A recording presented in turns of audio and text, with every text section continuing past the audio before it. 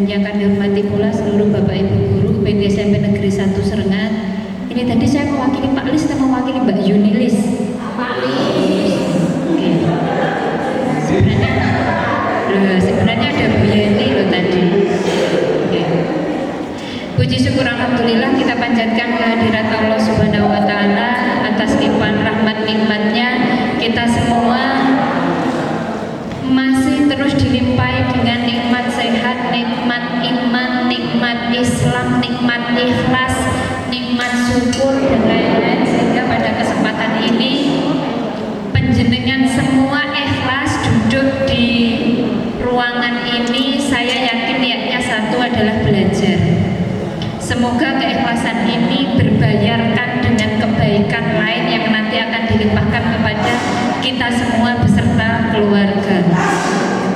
Sholawat dan salam tetap terlimpahkan kepada junjungan kita Nabi Muhammad SAW yang insya Allah kita semua yang ada dalam ruangan ini semoga nanti umatnya yang mendapat syafaatnya di yaumul kiamat. Ruang rumah pendidikan, kemudian pengimbasan penggunaan IFP. Penjenengan pun perso IFP.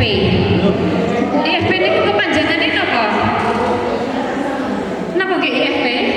Nanti saat kita ikut gosok, mari kalau nggak ngerti apa tentang IFP. IFP itu interaksi flat panel ya Mas Radin. Interaktif flat panel ya. Wujudnya ini ya. Nah, jadi layar interaktif perpaduan antara board sama digital ya, yang nanti bisa dipakai oleh Bapak Ibu guru. Ya, nanti jenengan hari ini harus pirsa itu. Kemudian digitalisasi pembelajaran dengan LMS dan pemanfaatan rumah pendidikan untuk pembelajaran. Satu kata kunci untuk kita Bapak Ibu guru, belajar dan belajar. Jadi nanti meskipun ini hanya intern, sekali lagi kita tidak boleh meremehkan ilmunya. Penjenengan tidak boleh memandang malah hanya Bu Wulan, hanya Pak Radin, hanya Bu Eni dan hanya Pak Farid misalkan. Monggo itu urusan pribadi jenengan kalau memang kita mau merendahkan ke orangnya gitu. Tapi jangan sekali-kali ke ilmunya. Bahkan merendahkan orang itu pun kita juga nggak boleh, apalagi dengan ilmunya. Untuk itu nanti monggo kita simak walaupun nanti mungkin tidak lama, sebentar tapi bermakna. Ini kita beruntung, kita tidak usah diundang ke Jakarta. Kemana dengan Pak Amri itu Mas? Ke Jakarta, ke Surabaya, ke Malang, kita nggak usah ke sana. Tinggal beliau yang sudah menjalani semua liku-likunya, suka dukanya, kita tinggal ditransfer ilmunya. Untuk itu nanti monggo kita buka hati kita welcome, kita belajar bareng-bareng dengan harapan nanti apa kualitas kompetensi kita untuk digitalisasi semakin bertambah. Karena kalau dulu LMS itu kita pakai hanya untuk menyampaikan materi, kalau sekarang bukan hanya itu, tapi bagaimana kita bisa merancang pembelajaran yang interaktif, yang bermakna, yang bisa menggugah nalar kritis anak-anak. Jadi lebih begitu Bapak Ibu, tidak hanya untuk menyampaikan materi. Mungkin nanti kita simak apa yang beliau sampaikan. Untuk itu saat ini tepat di pukul 13.36 acara pengimbasan digitalisasi pembelajaran dengan mewujudkan pembelajaran mendalam bagi tenaga pendidik di UPT SMP Negeri 1 Serengat kita nyatakan dibuka dan siap dimulai. Oke. Terima kasih sekali lagi untuk 4 narasumber. Silakan penjenengan transfer semua ilmu yang penjenengan dapatkan. Insya Allah kami akan welcome dan ikhlas mendengarkan apa yang akan penjenengan sampaikan. Terima kasih dari saya. Mohon maaf. Akhirul kalam wabillahi taufiq wal hidayah. Assalamualaikum warahmatullahi wabarakatuh. Terima kasih saya sampaikan kepada Ibu Eni Hidayah yang sudah memberikan sambutan. Yaitu acara selanjutnya yaitu pemaparan materi yang akan disampaikan oleh Ibu Retna Wulandari SPD dengan materi digitalisasi pembelajaran dengan LMS. Kepada beliau Assalamualaikum warahmatullahi wabarakatuh. Yang saya hormati Ibu Hendrik Nur Hidayah, selaku Ketua TPMPS UPT SMP 1 Srengan, dan Bapak Ibu Guru UPT SMP Negeri 1 Srengan yang berbahagia. Puji syukur kehadirat Allah Subhanahu wa Ta'ala yang telah melimpahkan rahmat-Nya sehingga kita semua dapat berkumpul di ruangan ini dalam rangka pengimbasan digitalisasi pembelajaran dengan LMS untuk mewujudkan pembelajaran mendalam. Sholawat dan salam tercurah pada junjungan kita Nabi Muhammad SAW yang kita nantikan sahabatnya di yaumil kiamat. Sebelumnya saya ucapkan terima kasih kepada Bapak Ibu Guru yang telah berkali-kali mensukseskan kegiatan pengimbasan yang bukan pertama kali saya lakukan, ini sudah kedua kali. Terima kasih telah meluangkan waktunya untuk menerima sedikit ilmu yang saya pelajari kemarin di One One Malang bersama BTK Jatim, yaitu tentang digitalisasi pembelajaran melalui LMS. Nah, di Kabupaten Blitar itu sudah tahap kedua. Kalau yang pertama kemarin ternyata saya tanyakan kenapa kok tidak ada info ke sekolah, ternyata itu adalah penunjukan dinas. Per kabupaten hanya satu untuk satu jenjang. Nah, untuk yang kedua alhamdulillah ini dibuka untuk umum dan dilakukan seleksi melalui e-site. Jadi mengirimkan e-site, kemudian diseleksi. Nah, di situ dipilih satu per kabupaten untuk satu jenjang. Kemarin kita sudah menggunakan LMS walaupun fitur-fiturnya tidak selengkap yang sekarang, atau bahkan kemarin sebenarnya fiturnya sudah ada, tapi karena kita tidak tahu yang digunakan hanya fitur itu saja. Kemarin saya coba kan dulu waktu kita corona itu saya backup ruang kelas saya backup, kemudian saya upload lagi, saya restore lagi, dan ternyata materinya masih ada semua, bisa. Jadi yang dulu jenengan sudah pernah membackup LMS kita saat corona dulu, itu bisa di-upload lagi. Sekarang di restore itu bisa dibuka lagi. Kemarin saya dapat begitu. Nah, apa itu LMS? LMS adalah Learning Management System, yaitu aplikasi perangkat lunak berbasis web yang dirancang khusus untuk mengelola, mendokumentasikan, melacak, dan melaporkan konten pendidikan atau program pelatihan. LMS ini adalah ruang kelas virtual. Jadi di sini, misalnya kita ada LMS, kita tidak datang ke kelas, kita tetap bisa berinteraksi dengan anak. Jadi sudah kita rencanakan secara menyeluruh, mulai awal apa yang akan dilakukan siswa, kemudian tahap berikut apa, itu sudah kita rencanakan. Kalau kemarin saya menuliskannya di F1 dan F2. Kalau F1 itu seperti silabusnya, kalau F2 itu sudah detail.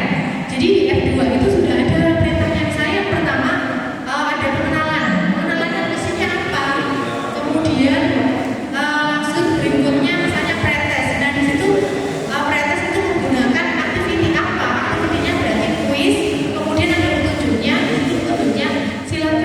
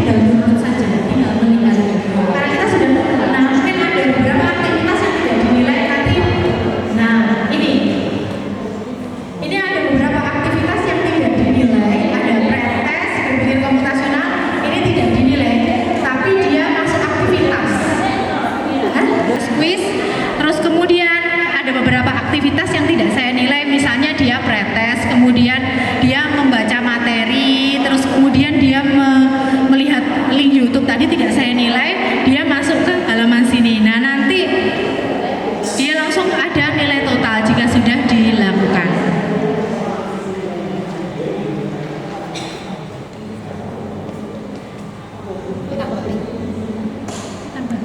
Yang baru kita lakukan itu ada H5P dan Scrum.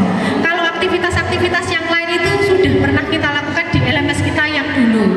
Nah, alangkah baiknya nanti kalau tahun depan kita kan ada kelas digital yang lumayan vakum ya Bapak Ibu, kurang ada gregetnya dan sudah menurun ini. Iya, nah itu alangkah baiknya jika kita punya LMS. Saya rasa kalau kita punya LMS ini, kelas digital bisa berjalan dengan semestinya dan bisa dievaluasi juga. Nah, ini saya tunjukkan H5P. Anak bisa menambahkan komen langsung, tapi komennya itu bukan di YouTube-nya, YouTube orang, tapi di live-nya kita. Nah, kemudian kebetulan tadi kesenggol juga karena saya ternyata setiap gerakan ini kan ini interaktif ya, jadi bisa. Nah, kemudian di sini ada H5P contohnya yang 360.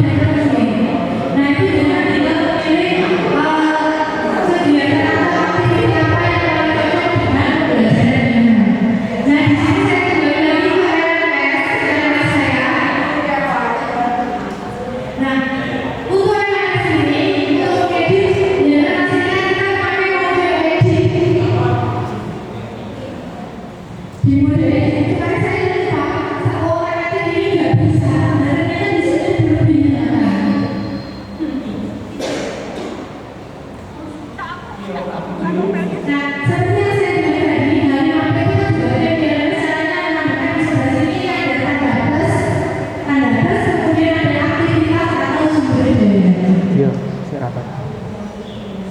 Nah, kalau kita punya LMS sendiri, apa yang kita sendiri, ini banyak sekali aktivitas yang dilakukan. Nah, pertanyaan 5P di mana? Di sebelah sini. Jadi kita tidak perlu membuka berbagai aplikasi. Kalau kita punya LMS, misalnya menambahkan teks ada di sebelah sini. Mau menambahkan data ada di sebelah sini. Kemudian menambahkan dari 5P ada di sebelah sini. Nah, bahkan dengan menambahkan ide juga ada. Nah, kalau di berarti kemarin saya pakai scroll.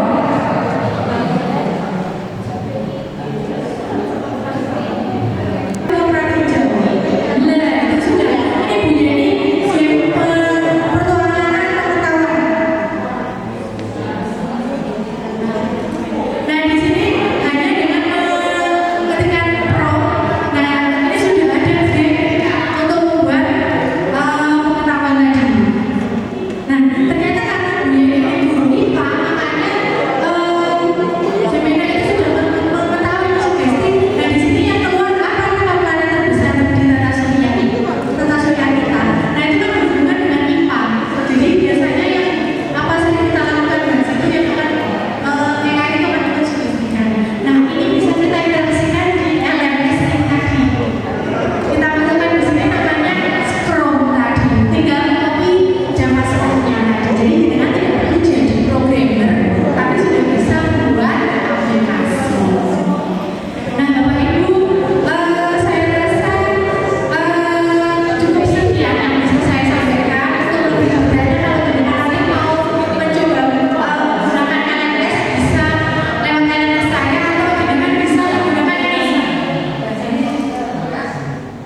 Bisa menggunakan Moodle. Ini yang LMS versi gratis. Moodle, Moodle. Pakai Moodle bisa.